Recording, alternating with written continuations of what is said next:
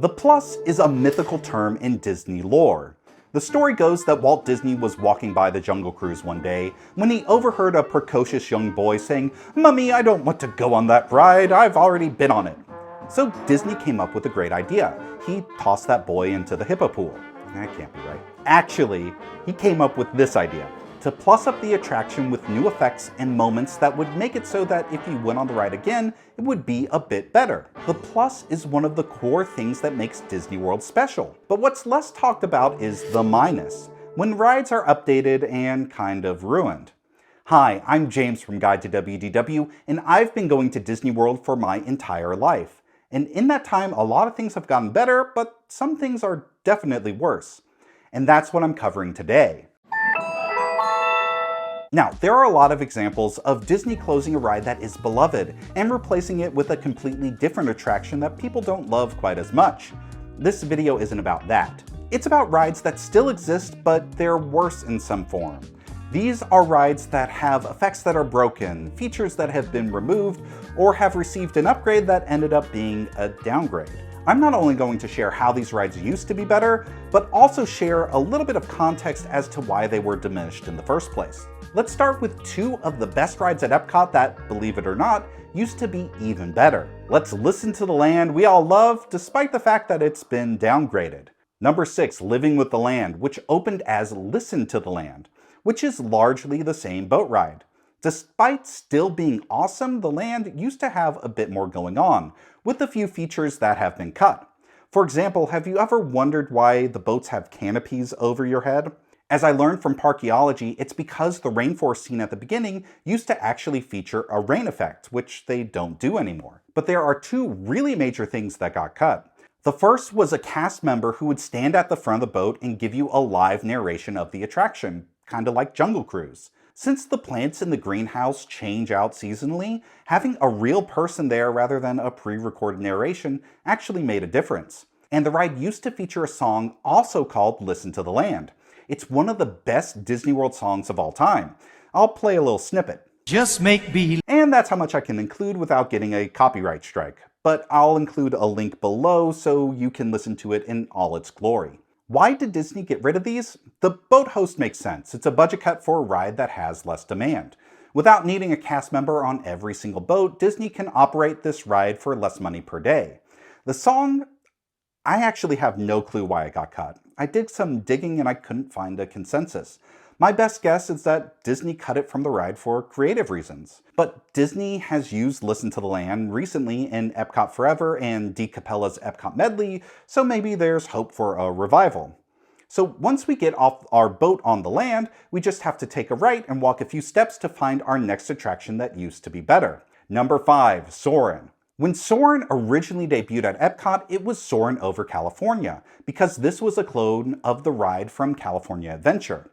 And in my opinion, Soarin' over California is just a better film than the current Soarin' over the World. Is it the CGI, the pacing, the fact that the giant curved screen isn't forgiving to some of the world's landmarks? I'm not actually sure, but I think it's a combination of all of these. Soarin' over California captured orange-scented magic in a bottle, and while I do like the world version and I think it fits Epcot's theme better, I think it's pretty undeniable that California is the more popular iteration. Now, why did Disney even bother updating this ride? This actually makes a lot of sense. When California Adventure opened in 2001, it was a disaster, except for Soarin' over California, which was the park's breakout hit.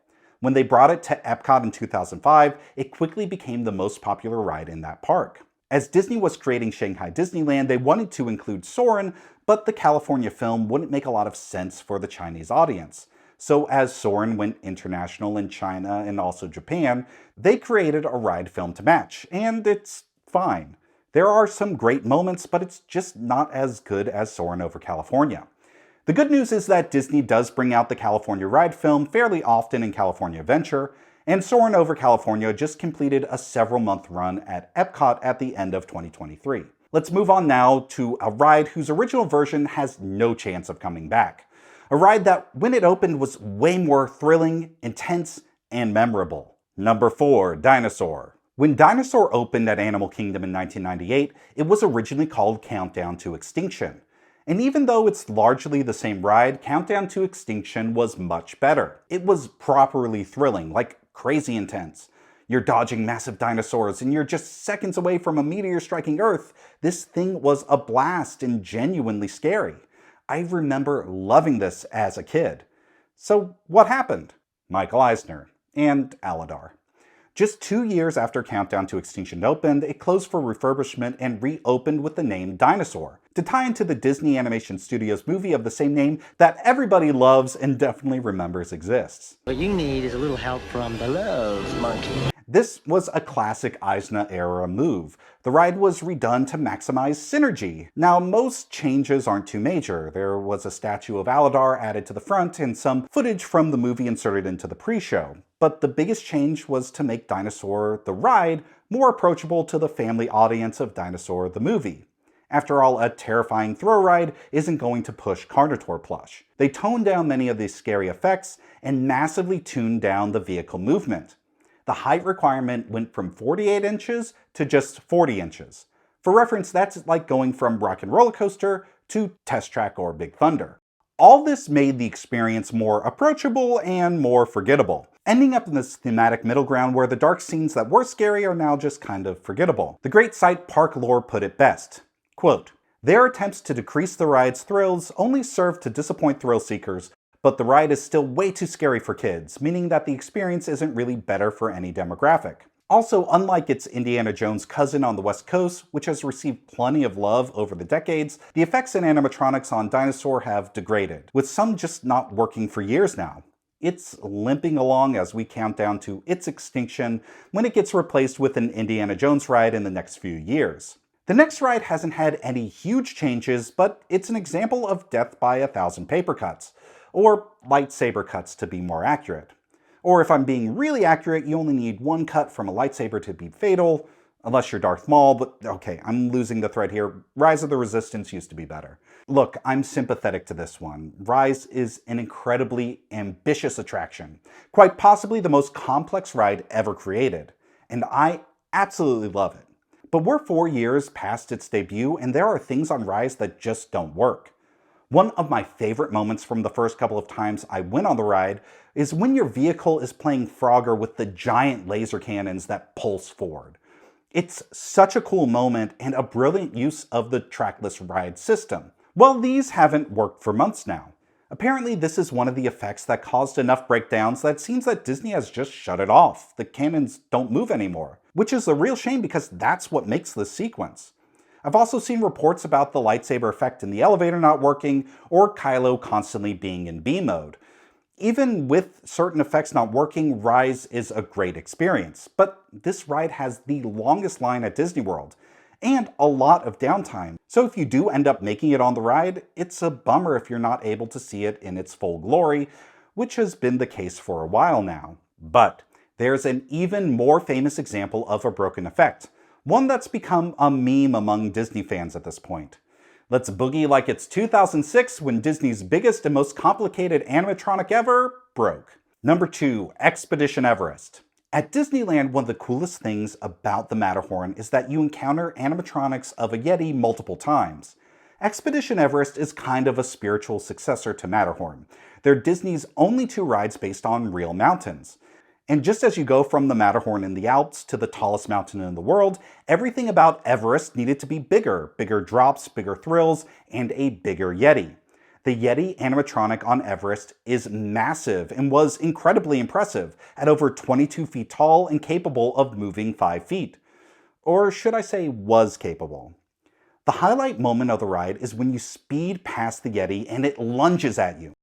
But there was a problem. The force from this 4-ton metal monster lunging was causing structural damage to the concrete foundation it's attached to. And Disney had 2 choices. Shut down the ride for months or years and spend millions of dollars to fix this effect, or turn on a strobe light. You know which one they went for, and that's how the Disco Yeti was born. He doesn't even move, the lights just flash. Will they ever get to fixing the Yeti? As former Imagineer Joe Rohde put it, it's complicated. You have to understand, it's a giant, complicated machine sitting on top of like a 46-foot tall tower in the middle of a finished building, so it's really hard to fix. There are solutions, there are not opportunities. Okay, I don't want to complain too much about the Disco Yeti. Like Rise of the Resistance, its downfall was being too ambitious, which is something I'd much rather have than watering down rides and budget cuts, both of which are massively on display on the next ride on this list. This is the one downgrade on this list that I think Disney made the right call on. Animal Kingdom just can't afford to lose any of its rides for an extended period of time.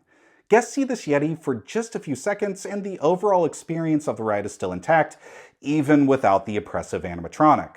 But the last ride that I'll talk about today is definitely one where the right call wasn't made. It's a move that still baffles me to this day, and shockingly, I almost forgot to include it because it's barely the same ride at this point. They butchered it so much. Number 1, the granddaddy of all downgrades, Journey into Imagination. Figment, they've done you dirty. The original version of Journey into Imagination was incredible, about creativity, writing, art, science, with so many intricate scenes with Figment and Dreamfinder and amazing animatronics, all of which haven't been seen in over 25 years. Retro WDW has an incredible video recreation of the entire ride, which I'll link to below.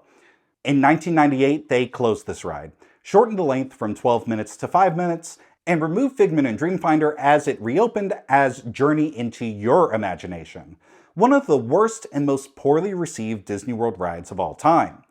Why would Disney take one of Epcot's best rides of all time, featuring the most beloved original character from that park, and completely gut it?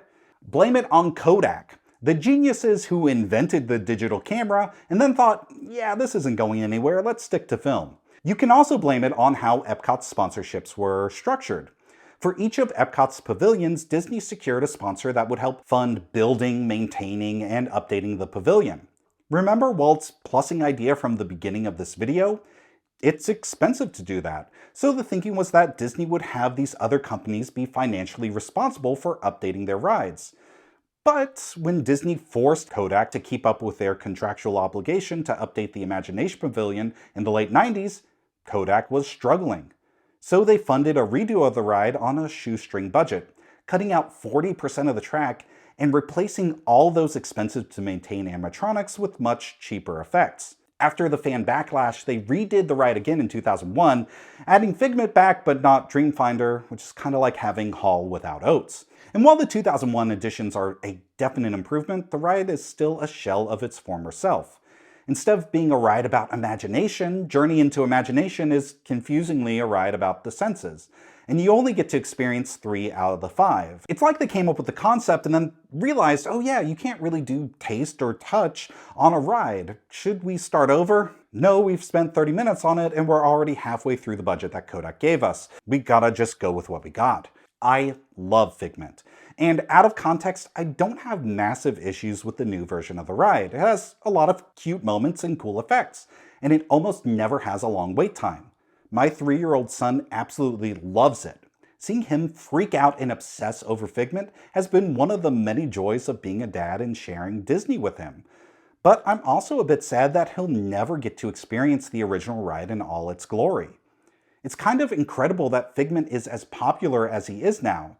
I think it speaks to the power of that original ride and how it captured our imagination. I think it's also pretty telling that the new Figment Golden Book that came out this year is a retelling of the original 1983 attraction, not the current iteration that's been running for many more years than the original did at this point. Figment deserves so much more than to be a festival mascot. Hopefully, there's some good news about this coming on the horizons. Poor choice of words. What do you think? Are there any other rides that have gotten worse since they've opened? Let me know. This has been James from Guide to WDW. Thanks for watching, and I'll see you real soon.